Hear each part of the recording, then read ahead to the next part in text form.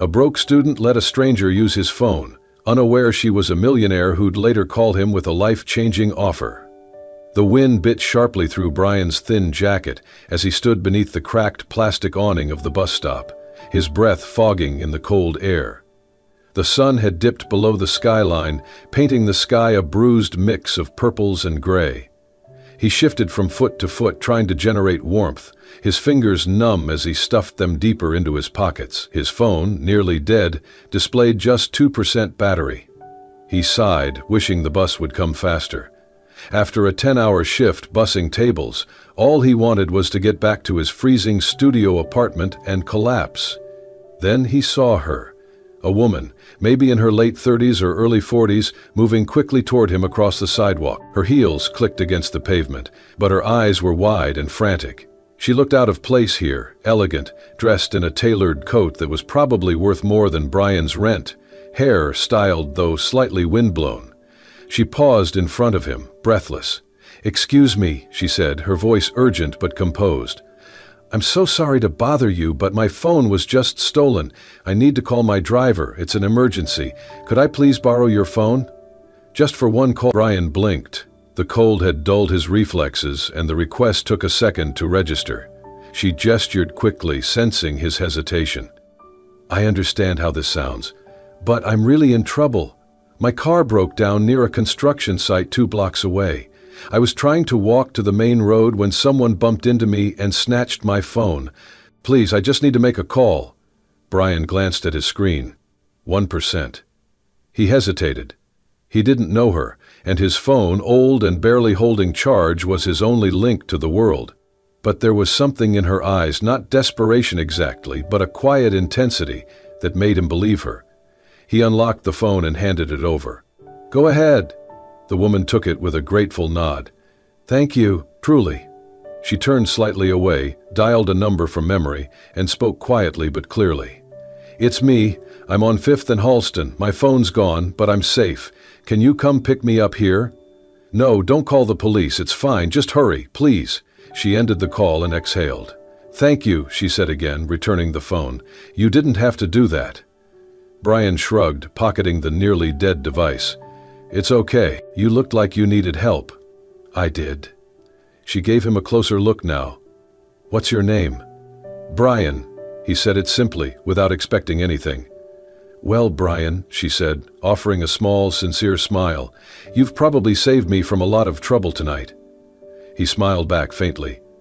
"Glad I could help." A long pause followed.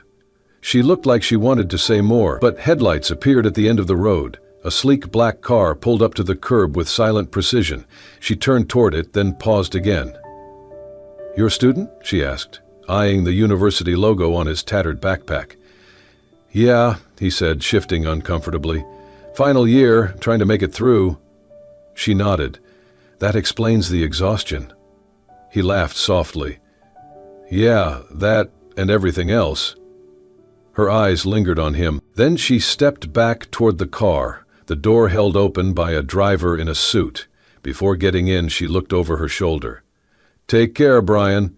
"You too," he said, raising a hand. She disappeared into the car, which glided away into the dusk. Brian watched it go, rubbing his hands together. He checked his phone. Dead. He sighed, turned back toward the road, and waited. He didn't know he just handed his phone to Clara Whitmore, media-shy heiress, tech investor, and founder of one of the most influential philanthropic foundations in the country.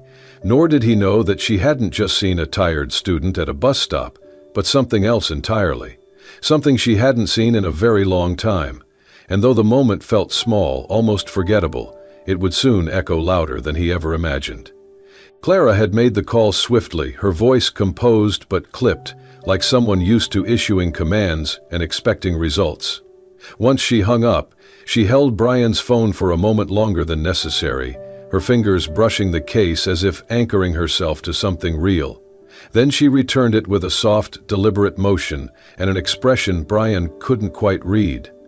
"Thank you," she said again, her eyes locking onto his. There was a flicker in her gaze, some combination of exhaustion, gratitude, and curiosity. She had striking features, but what caught Brian was the faint birthmark just below her right eye, like a shadow of a teardrop that never fell. He nodded, shifting his weight, trying not to stare. "No problem." "You didn't ask who I was?" she said suddenly. He blinked. "Didn't think I needed to." She tilted her head slightly, intrigued. "Most people would. I figured if you wanted me to know, you'd tell me." Clara looked at him for a moment, her lips parting slightly, as if to say something else, then stopped herself. Instead, she offered a small smile, a strange kind of smile, restrained but real, like it hadn't been used in a while. "What's your name?" she asked quietly. "Brian," he replied, then added with a shrug, "Just a regular student trying to get by." She gave a soft chuckle, something barely audible. "Nothing about you seems just regular." Brian raised an eyebrow, unsure how to respond, but before he could, the car's headlights swept over them again. The sleek black vehicle returned, now parking neatly along the curb. Clara glanced over, then back at him. "Well, Brian, I hope the world is kind to you." He smiled awkwardly. "I think the world's a little short on kindness these days." "Maybe," she said, stepping back. "But you didn't hesitate. That counts for something." As the driver approached to open her door, Brian reached into the pocket of his jacket and pulled out a crumpled piece of paper. He glanced at it, his own handwriting scribbled across a torn notebook page. A list of part-time job leads, shifts, deadlines, contact numbers. He folded it again and tucked it back into his coat. Clara noticed. She didn't say anything, but her eyes lingered on the motion. Her gaze briefly shifted from his tired face to the worn fabric of his coat, to the faded backpack strap, and back to the quiet resilience in his eyes. She nodded once, more to herself than to him. Then she turned and slipped into the back seat of the car. Brian watched as the door shut with a soft click and the car pulled away once more, disappearing into the growing dark. The wind picked up, and he turned his collar up against the chill, his breath fogging the air again. The bus still hadn't come. He sat down on the cold metal bench, hunched forward, hands in his lap. The whole thing felt strange, fleeting, like a dream already beginning to blur. But something about her, her voice, the weight behind her words, lingered in his mind. He leaned back, looking up at the darkening sky. Just another evening. Or maybe not. Brian's life was a careful balancing act, tight-roping between exhaustion and necessity, between what he dreamed of becoming and what each day demanded of him. Most mornings began before dawn, when the city was still silent and the streets were coated with frost. He would slip quietly out of his shared apartment, sling his beat-up backpack over one shoulder, and begin his first shift at the small campus cafe. He poured coffee for students who had slept more comfortably than he had, memorized the orders of professors who never remembered his name, and offered tired smiles to customers too busy to notice the fatigue behind his eyes. After the cafe, he would rush to class, sometimes still smelling faintly of espresso and burned toast, before heading to the university library where he tutored struggling freshmen for a few dollars an hour. His third job was the hardest. On weekends, he worked security for a run-down parking garage 2 miles off campus, nights filled with bitter cold and long stretches of silence. He kept textbooks in the booth and studied when he could, though staying awake was always the real challenge. Back home, his room was no bigger than a closet. The window wouldn't shut properly, and the radiator made a knocking noise that kept him up most nights. But it was home, and from there he called his mother every evening without fail. She lived in a small town hours away, too far to visit often. She had worked as a seamstress for decades until arthritis made it too painful to continue. Now she stayed mostly indoors, her health declining slowly, gently. Brian sent money whenever he could, skipping meals or textbooks to make sure she had enough for medication. Still, he never complained. He held doors open for strangers. He helped an elderly neighbor carry her groceries up 3 flights of stairs. Once, when he saw a man huddled beneath a bus shelter in the rain, he quietly offered him half of his sandwich and walked away before the man could thank him. That was the kind of person Brian was. But kindness did not pay tuition. One crisp afternoon, he sat in the campus library staring at an email on the cracked screen of his second-hand laptop. The subject line read, "Scholarship decision, regretfully declined." He read the message 3 times, eyes scanning the words that felt more like a punch than a sentence.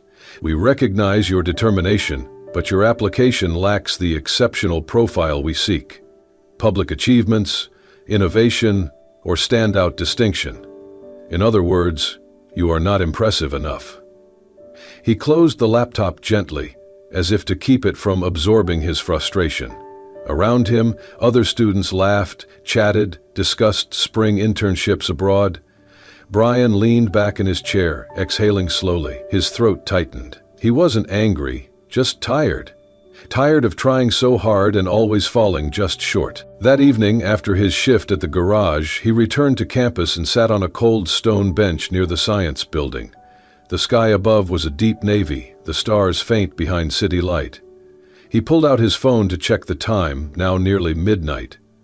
The screen was cracked and flickering, the battery just above 5%. He leaned forward, elbows on knees, staring at nothing. It wasn't just the scholarship, it was the weight of everything. The unpaid bills, the rejection letters, the constant pressure to prove himself, and the quiet fear that maybe, despite all his effort, he simply wasn't enough. The phone buzzed in his hand. An unknown number flashed across the screen. He almost let it ring out, assuming it was spam or a mistake, but something about the number made him pause. He answered. "Hello?" A familiar voice responded, calm, warm, and unmistakably precise. "Brian? This is Clara Whitmore." He froze. She continued. "I hope this isn't a bad time. I've been meaning to reach out since the other night, but I wanted to make sure I had the right contact." He sat up straighter, heart pounding. "Miss Whitmore? I wasn't expecting—" "I know," she said. "But you left an impression, and I believe when someone makes you stop and think, really think, you don't ignore that." Brian was silent, unsure what to say. Clara's voice softened. "I've been watching the world long enough to know sincerity when I see it. And I'd like to talk again, in person if you're open to it." He blinked, still stunned. "Sure," he said quietly. "Yes, I'd be open to that." "Good," she replied. "Let's meet tomorrow. My driver will pick you up." And just like that, the call ended. Brian stared at the screen long after it had gone dark, the quiet hum of campus all around him. He had no idea what he had just agreed to, but for the first time in a long while, hope stirred, uncertain but undeniable. The next morning, Brian stood on the curb outside his building, shifting nervously as a sleek black car rolled to a stop in front of him. He recognized the driver from that night at the bus stop, calm, formal, with a quiet nod of recognition. The door opened with a soft click. "Mr. Brian," the driver said, "Ms. Whitmore is expecting you." Brian slid into the back seat, trying not to look as out of place as he felt. The interior smelled like leather and pine, and he sat rigidly upright, gripping the strap of his backpack like it might anchor him to reality. They drove through parts of the city he had never seen, past high-rise towers and manicured gardens, until they turned into the underground garage of an enormous glass building. A private elevator carried him silently to the top floor, where the doors opened to a minimalist office with floor-to-ceiling windows and a panoramic view of the city. Clara stood near the window, hands folded, dressed in soft gray. She turned as he entered. "Brian," she greeted him. "Thank you for coming." He nodded cautiously. "Of course, I wasn't sure what to expect. I imagine not." She motioned for him to sit in a chair across from her desk, where a folder already lay waiting. "I owe you some truth," she said, sitting down. "You helped me that night with no idea who I was. So now, let me tell you." She leaned forward slightly. "My name is Clara Whitmore. I'm the founder and CEO of Whitmore Impact Ventures. We're a social investment company. We fund education, healthcare, sustainability projects, but none of that really matters right now." She opened the folder and turned it toward him. Inside were printed pages, screenshots, photos. Brian stared in confusion. "I asked my team to learn more about you," she said gently. "Not in a creepy way, just enough to understand the kind of person who would offer help without asking anything in return." He flushed. "You looked into me?"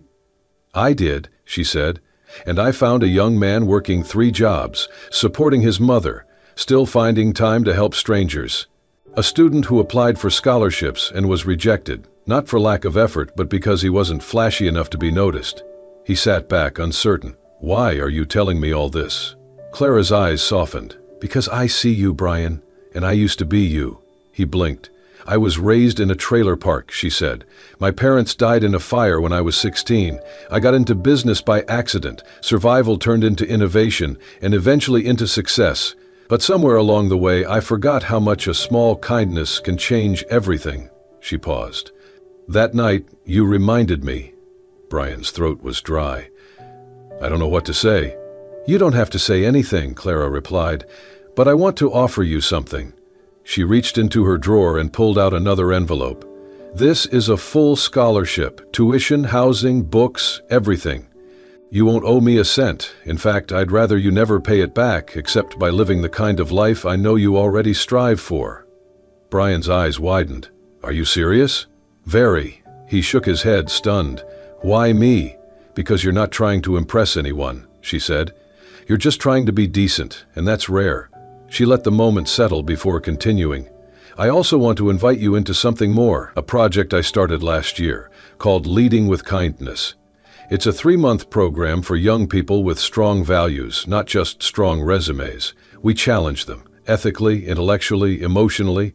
We see what happens when leadership begins not with ambition, but with heart. Brian could hardly breathe. You'd be living at the Foundation's retreat center, working in teams, learning from some of the best mentors in the world. If you do well, there's an opportunity for a permanent role with us. He stared at her. This is unreal, Clara smiled. It's real, but it only works if you say yes. He looked down at the scholarship letter, then up at her again. Her face wasn't one of pity or charity, it was of recognition, like she had seen something in him he didn't even know was there. I don't know if I deserve this, he said quietly. You do, she said simply. You earned this the moment you handed me that phone. He sat in silence for a long moment, then finally nodded. Then yes, he said. I'm in. Clara extended her hand, and when he shook it, something shifted, quietly, but profoundly. The boy who once waited at a cold bus stop with nothing left to give had just stepped into a new chapter. And the woman who once thought she had seen everything had just begun to see again. Brian arrived at the Whitmore Foundation's leadership retreat nestled in the hills outside the city, an expansive estate surrounded by trees and silence, far from the noise of campus cafes and city traffic. It felt like stepping into another world, one made not of stress and survival, but of reflection and possibility. He had never seen a place so peaceful. The program brought together 20 young adults from around the country, students, activists, budding entrepreneurs, all with glittering resumes and quiet confidence. Brian, in his plain sweatshirt and second-hand sneakers, felt immediately out of place. During the introductions, he listened to people speak about their achievements, published research, international awards, startups launched before graduation. When his turn came, he simply said, I'm Brian. I work part-time jobs and study biology. I'm here to learn. No one laughed, but he saw the flickers of polite curiosity, the kind that quietly asked, How did you get in?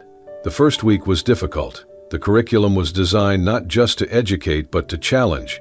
Group debates on ethical dilemmas, late-night discussions on compassion versus control, real-world simulations that forced uncomfortable decisions. The others spoke fluently about policy and theory. Brian listened, quietly absorbing everything. But when a group project hit a roadblock, an interpersonal clash between 2 dominant personalities, Brian was the only one who stepped in with patience instead of pressure. He didn't try to outsmart or outtalk anyone. He simply brought them together, one by one, listened to their frustrations, and gently reminded them why they were all here in the first place. It's not about being right, he said. It's about doing what's good. That simple line quieted the storm. By the end of the week, their group had delivered one of the most cohesive presentations in the program. From that point forward, people began to look at Brian differently. He didn't lead with charisma. He led by presence. He was the one who noticed when someone skipped breakfast and quietly left a sandwich by their door. The one who stayed behind after a heated discussion to ask if someone was okay. The one who, despite having so little, gave freely. Midway through the program, each participant received a modest stipend to cover incidentals, gas, clothes, phone bills. For Brian, it meant relief. He could finally send something extra to his mom. But one afternoon, he found his roommate Mateo packing to leave. Mateo had missed several sessions, distracted, distant. Brian had assumed he was just disengaged, but now Mateo looked defeated. "What happened?" Brian asked. Mateo shook his head, embarrassed. "My brother had an accident. I need to fly home. I don't have enough for the ticket and I can't ask my family. They're already drowning in hospital bills."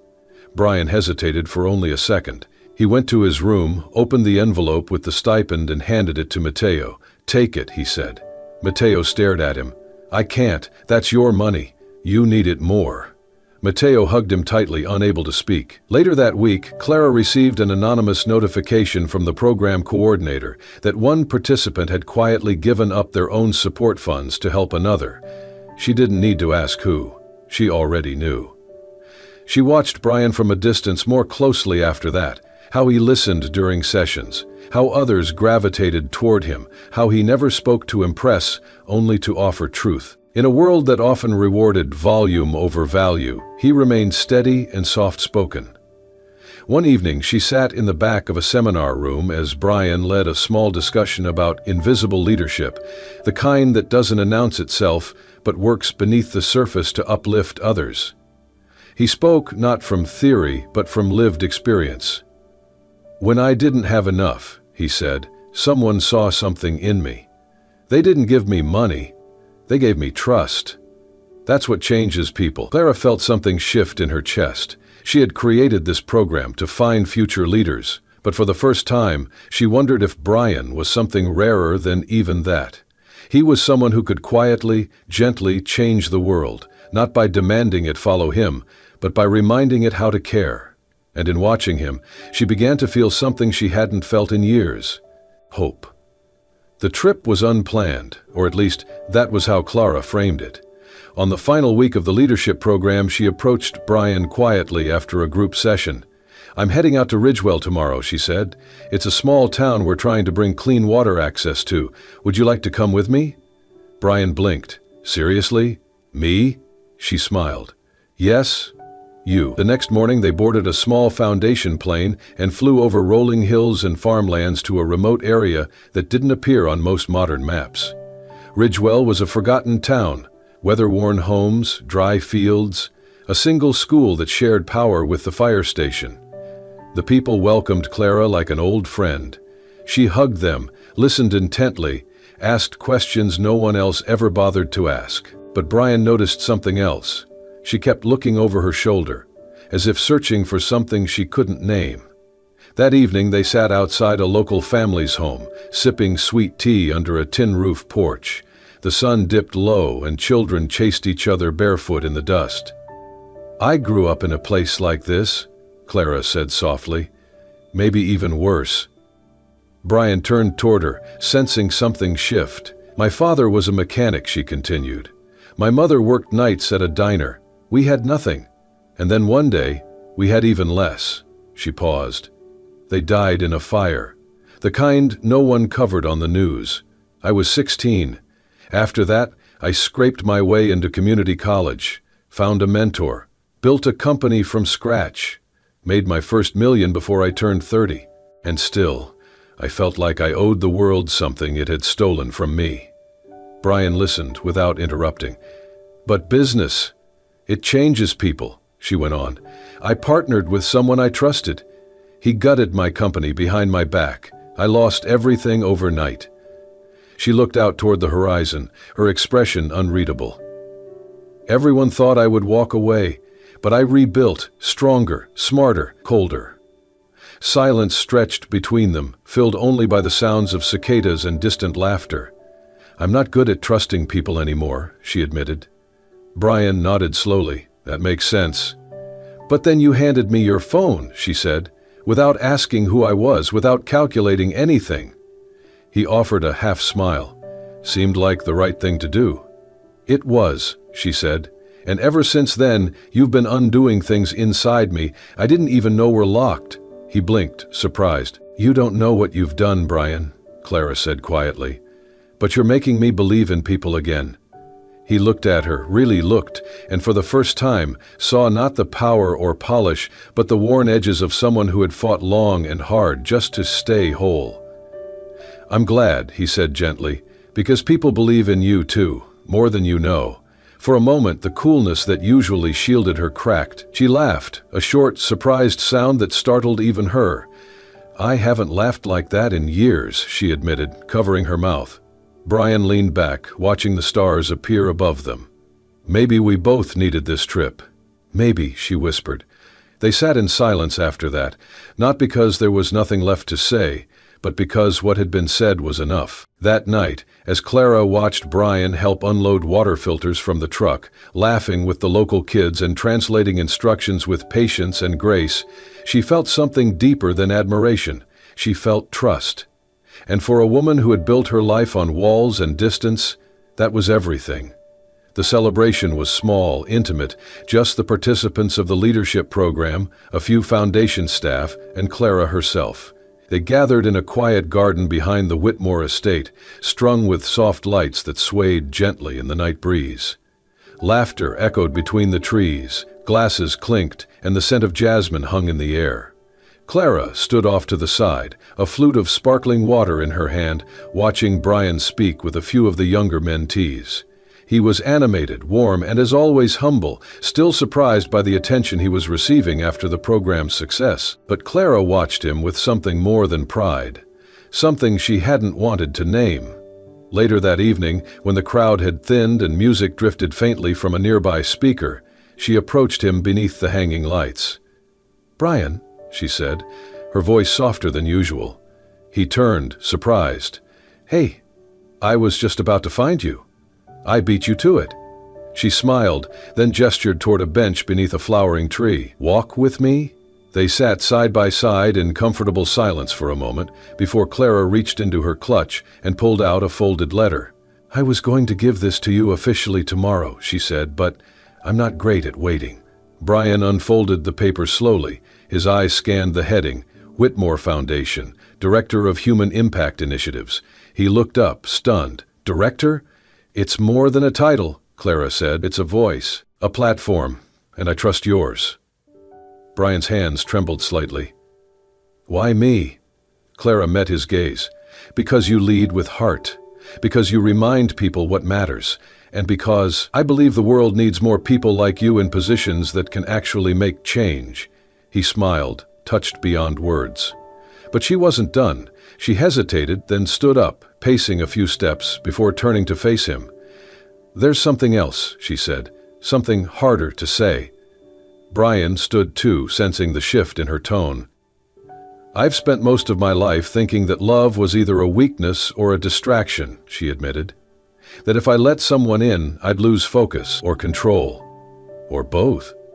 He didn't speak, only watched her with open, steady eyes. "But then I met you," Clara continued, "and for the first time, I didn't feel pulled away from myself. I felt grounded, safe." Her voice dropped, barely above a whisper.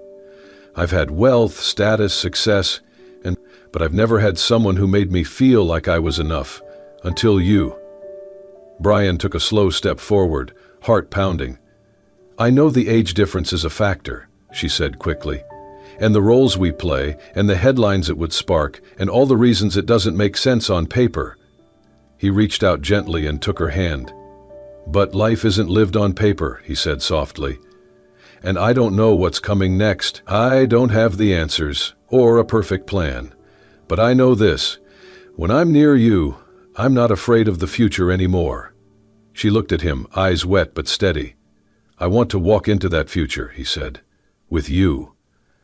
They stood there for a long moment, fingers intertwined beneath the soft lights, two souls from different worlds now standing side by side, not as charity and recipient, not as mentor and student, but as something deeper, something real, and in that moment the walls that had once protected them both quietly fell away. 2 years later, the world looked very different for Brian. He stood at the podium of a grand international summit on youth leadership and global compassion, his suit tailored but simple, his presence calm yet magnetic. The audience, thousands from around the world, watched in respectful silence. Behind him, a giant screen displayed images from humanitarian projects, clean water initiatives in rural villages, youth education centers in low-income communities, and mental health programs for underserved populations. Brian had become more than a name. He was a voice for kindness, a face of quiet resilience. Alongside Clara, he had helped launch over 30 programs under the Whitmore Foundation's expanded vision. Where she once handled every detail herself, now Brian was her trusted counterpart, a symbol that compassion could be strategic and leadership could be tender. As cameras flashed and dignitaries took notes, Brian leaned slightly toward the microphone, his voice steady and warm. "There was a time," he said, "not long ago, when I had nothing but a cracked phone, a second-hand backpack, and the hope that maybe someday things would get better. I wasn't special, I was just surviving." He paused, letting the room breathe. "Then one evening, waiting at a cold bus stop, a stranger asked to borrow my phone. I could have said no, I almost did, but something, maybe tiredness, maybe instinct, told me to say yes." He glanced toward the front row, where Clara sat, her eyes shining, her hand resting gently over her heart. "That moment, that one act of trust, became a turning point," he continued. "Because the stranger I helped wasn't just anyone. She was someone who saw in me what I hadn't yet seen in myself. And she changed my life. Not with money, not with power, but with belief." A hush fell over the room, deep and reverent.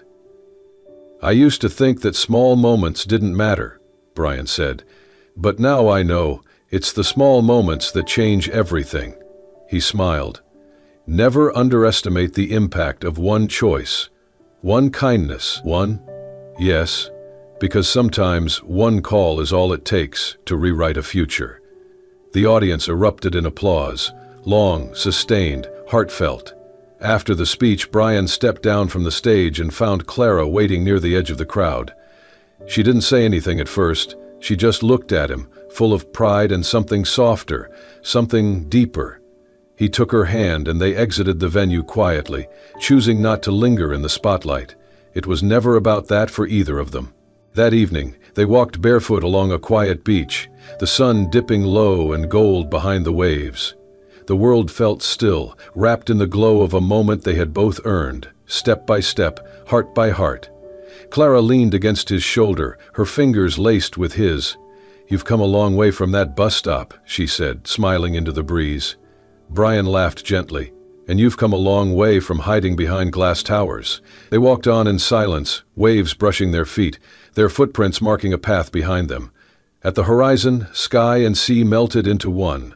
And beneath that endless orange light, two souls, once strangers in a passing moment, stood hand in hand, proof that sometimes a single phone call really can change everything. Thank you for joining us on this unforgettable journey of kindness, chance, and the quiet power of saying yes. If Brian's story touched your heart, reminded you that even the smallest acts of compassion can ripple into something life-changing, then we invite you to become part of something bigger. At Soul-Stirring Stories, we believe in celebrating the goodness in people, the hidden heroes, the silent moments that shape destinies, and the love that grows where no one expects it. Subscribe now to Soul-Stirring Stories so you never miss another tale that speaks to your soul. Because sometimes all it takes is one story to remind us how beautiful the human heart can be. We'll see you in the next one.